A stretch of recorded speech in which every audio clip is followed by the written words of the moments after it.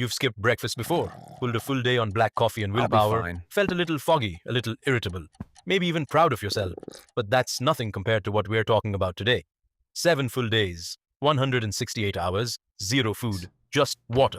And whatever your brain decides just to do skip when it breakfast realizes today. the kitchen is permanently closed. Spoiler, it gets dark, fast. Your body's first move is glycogen, stored glucose sitting in your liver and muscles. Think of it as your emergency fuel tank.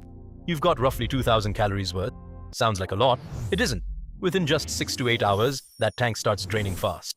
Blood sugar drops, and your brain, which runs almost exclusively on glucose, starts filing complaints loudly. You feel it as distraction first, then irritability. That completely disproportionate rage you feel when someone breathes too loudly. That's your prefrontal cortex, the rational part of your brain, going offline. Little by little, by hour 16 to 18, glycogen is gone. The tank hits empty. Your body stares into the void and makes a decision. Time to find another fuel source, whatever it takes. So your liver fires up a process called gluconeogenesis. Fancy word, brutal concept. Your body starts manufacturing emergency glucose from its own muscle tissue and fat cells. It builds fuel from itself. In other words, your body is now consuming itself to keep your brain alive. Matter of fact, no drama, just survival at any cost. The byproduct of this process is ketones, a backup brain fuel. Decent enough to keep the lights on, but it comes with side effects. Brain fog rolls in thick. What is? Simple tasks feel like thinking through wet cement. Basic math becomes genuinely challenging. Anxiety spikes hard. Small problems feel catastrophic. Research confirms that even moderate caloric restriction severely impairs emotional regulation. At 0 calories, that effect is amplified dramatically. Everything feels like a crisis, because to your brain, everything is. But then, something strange happens on day 3. Once the brain fully commits to ketones, a weird calm can settle in. Not comfort, not peace, just your brain switching to emergency power, cutting everything non-essential, keeping only the absolute basics running. Hunger itself, bizarrely, often fades around day 3. The hunger hormone ghrelin drops off. Your brain stops screaming for food and starts quietly adapting to the absence of it.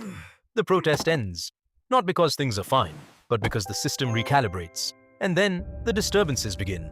Shapes moving in peripheral vision, sounds with no source, a deepening sense that something is slightly wrong with reality.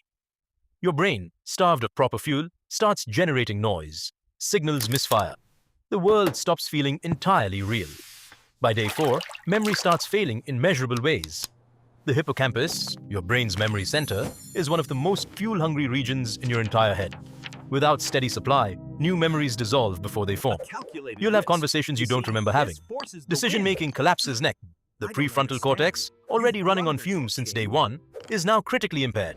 You become impulsive, irrational, making choices that, in any normal state, would horrify you. And the worst part, it all feels completely reasonable at the time. By day 5, documented cases report something even more disturbing than bad decisions. A complete emotional flatline. Not sadness, not peace, just a gray, hollow absence where normal human feeling used to live. Your brain is rationing its last reserves.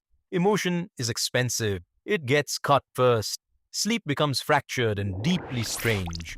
When you do get there, dreams are vivid, violent, and bizarre. More often, you just lie in a state between sleep and consciousness, somewhere dark and uncomfortable that isn't quite either. Day 6. Nobody should be here without medical supervision. Ketone levels in the blood reach dangerous highs, and now the brain starts breaking down its own physical structure for fuel. The myelin sheath, the protective coating on your nerve fibers, begins degrading, like electrical wire with the rubber peeling off. Signals misfire, short circuit. Some never arrive. Motor function deteriorates. Tremors appear. Coordination fails. Light and sound become overwhelming. Your brain is performing brutal internal triage, deciding in real time what to keep running and what to sacrifice. Personality changes become unrecognizable to everyone who knows you. Day 7. What remains is a brain running at perhaps 30 to 40% capacity. Most cognitive functions severely impaired. Language slows, vision distorts. The brain can no longer accurately model the world around it. Most of the city is dark. Only the essential core still holds. And yet, the brain never stops trying. Even here, even at day 7, stripped of glucose, running on damaged ketones, structure degrading, it keeps firing, keeps attempting to solve problems, keeps generating consciousness, battered, patched up, still going. It will fight for you long past the point you would ever fight for yourself. The longest confirmed medically supervised fast in history, 382 days. One man, Dundee, Scotland. He survived. But cognitive effects persisted for years. The brain remembers starvation long after the body recovers. Skipping lunch. Remember this. Your brain is running a system so complex, so stubbornly committed to keeping you alive, that it will consume itself before it lets you go. And it's doing all of that right now, without you even noticing. That's something worth feeding. Thanks for watching. Don't forget to like, share, and subscribe. See you next time.